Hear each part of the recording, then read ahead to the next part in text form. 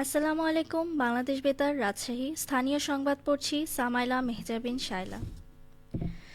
Rajshahi railway general হাসপাতালে এখন থেকে সাধারণ মানুষ ১০ টাকার টিকিট নিতে পারবে চিকিৎসা সেবায়। গতকাল রাজশাহী রেলওয়ে জেনারেল হাসপাতালে আনুষ্ঠানিকভাবে সর্বসাধারণের জন্য এই সেবা উন্মুক্ত করা হয়।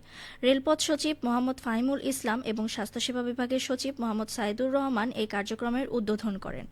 উদ্বোধন শেষে রেলপথের সচিব জানান, সারা দেশে রেলের ১০টি হাসপাতাল রয়েছে, তার মধ্যে রাজশাহীর ২০ শয্যার এ হাসপাতাল অন্যতম। এটি এখন রেলপথের মন্ত্রণালয় ও স্বাস্থ্যসেবা বিভাগের যৌথ ব্যবস্থাপনায় পরিচালিত হবে।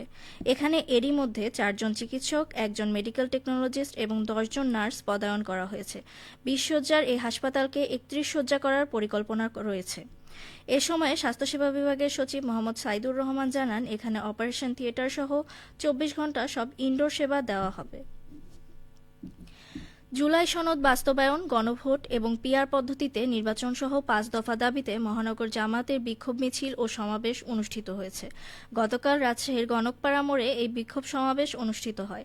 বিক্ষোভ সমাবেশের প্রধান অতিথি হিসেবে ছিলেন বাংলাদেশ জামায়াত ইসলামীর রাজশাহী মহানগরীর আমির ডক্টর মাওলানা কেরামত আলী।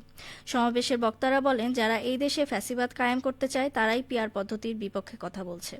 গণভোটের মাধ্যমে জুলাই সনদ বাস্তবায়ন করতে হবে এবং পিআর পদ্ধতির মাধ্যমেই আগামী জাতীয় সংসদ নির্বাচন করতে হবে। বিক্ষোভ সমাবেশ শেষে মিছিলটি নগরীর বিভিন্ন সড়ক প্রদক্ষিণ করে। থাকবে পুলিশ জনপথে, ভোট দিবেন নিরাপদে। এই প্রতিপাদ্যকে সামনে রেখে আগামী জাতীয় সংসদ নির্বাচনের নির্বাচনী দায়িত্ব সুষ্ঠুভাবে সম্পাদনের লক্ষ্যে পুলিশের দক্ষতা ও সক্ষমতা বৃদ্ধির জন্য চতুর্থ পর্যায়ের ৬ষ্ঠ ব্যাচের প্রশিক্ষণ কোর্সের উদ্বোধন করা হয়েছে।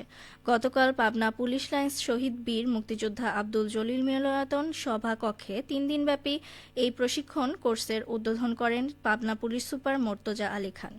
জেলা পুলিশ সুপার কার্যালয় থেকে জানানো হয়, চতুর্থ পর্যায়ের ৬ষ্ঠ ব্যাচের এই প্রশিক্ষণ কোর্সে পাবনা জেলার বিভিন্ন থানা ও ইউনিট থেকে আগত মোট ৫০ জন প্রশিক্ষণার্থী অংশগ্রহণ করেছেন।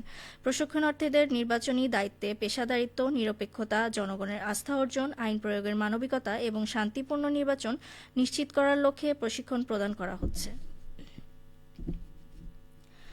নওগাঁয় রবি শস্যের চাষাবাদ ও উৎপাদন বাড়াতে প্রায় ৭০,০০০ ক্ষুদ্র ও প্রান্তিক কৃষককে সরকারিভাবে বিনামূল্যে সার, বীজ ও অন্যান্য সহায়তা দেওয়া হচ্ছে। কৃষি বিভাগ জানিয়েছে, ২০২৫-২৬ অর্থবছরে রবি প্রণোদনা কর্মসূচির আওতায় জেলার ১১টি উপজেলায় ৩৬৮ মেট্রিক টন বীজ, ৬৯৪ metric ton DMP, ৬৮৭ metric ton MOP সার বরাদ্দ করা হয়েছে। এতে সরকারের ব্যয় ধরা হয়েছে ৫৯৮ লাখ টাকা। নির্বাচিত ৫২,০০০ প্রান্তিক কৃষককে সরিষা চাষে, ১৫,৪০০ জনকে গম চাষে, ২০০ জনকে সূর্যমুখী চাষে, ৪০০ জনকে পেঁয়াজ চাষে এবং ২০০ জন চাষিকে চীনাবাদাম চাষে, ৩০০ জনকে মুগ ডাল ও ৮০০ জনকে মসুর ডাল চাষে প্রণোদনা দেওয়া হচ্ছে। জেলা কৃষি সম্প্রসারণ অধিদপ্তরের উপপরিচালক হুমায়রা মণ্ডল বলেন, দ্রুত সময়ের মধ্যেই জেলা জুড়ে প্রণোদনার সার, বীজ বিতরণ কার্যক্রম বাস্তবায়নের নির্দেশনা দেওয়া হয়েছে।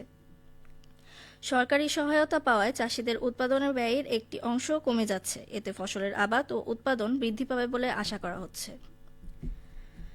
নাটোরের কৃষকরা রোপা আমন ধানের আবাদি জমি পরিচর্যায় ব্যস্ত সময় পার করছেন।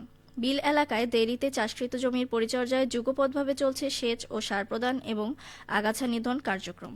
তুলনামূলকভাবে উঁচু এলাকায় আগাম রোপিত ধানের পরিপক্কতা এসে গেছে। আগামী সপ্তাহে কৃষকরা ধান কাটবেন। চলছে ধান কাটার প্রস্তুতি। নাটোর জেলায় রোপা আমন ধান চাষের আবাদি জমির লক্ষ্যমাত্রা অতিক্রম করেছে। জেলায় চলতি মৌসুমে ৭৬,৮৮৫ হেক্টর জমিতে ধান চাষের লক্ষ্যমাত্রা থাকলেও আবাদ হয়েছে ৭৬,৯৯৭ হেক্টর জমি। এর মধ্যে উচ্চ ফলনশীল জাতের ৭০,৬৪৬ হেক্টর, হাইব্রিড জাতের ৫,৭৪৬ হেক্টর এবং স্থানীয় জাতের ৬০৫ হেক্টর। কৃষি সম্প্রসারণ অধিদপ্তরের নাটোর জেলা কার্যালয়ের উপপরিচালক মোহাম্মদ হাবিবুল ইসলাম খান জানান, রোপা আমন ধান চাষে অনুকূল আবহাওয়া বিরাজ করছে। কৃষি ব্লকগুলোতে উপসহকারী কৃষি কর্মকর্তাদের কৃষকদের প্রয়োজনীয় পরামর্শ দিয়ে যাচ্ছেন। জেলা ও উপজেলা পর্যায়ে কর্মকর্তাবৃন্দ নিবিড়ভাবে পরিস্থিতি পর্যবেক্ষণ করছেন। আশা করা হচ্ছে ধানের ফলন ৪ লাখ টন ছাড়িয়ে যাবে। সবশেষে আবহাওয়া। আজ দুপুর ১২টায় রাজশাহীতে তাপমাত্রা ছিল ৩২ ডিগ্রি সেলসিয়াস। এ সময় বাতাসের আপেক্ষিক আর্দ্রতার পরিমাণ ৫৭%। রাজশাহী ও পার্শ্ববর্তী এলাকায় আজ সূর্যাস্ত সন্ধে ৫টা ২৯ মিনিটে। সংবাদ শেষ হলো। আমাদের পরবর্তী সংবাদ ২টা ৫ মিনিটে।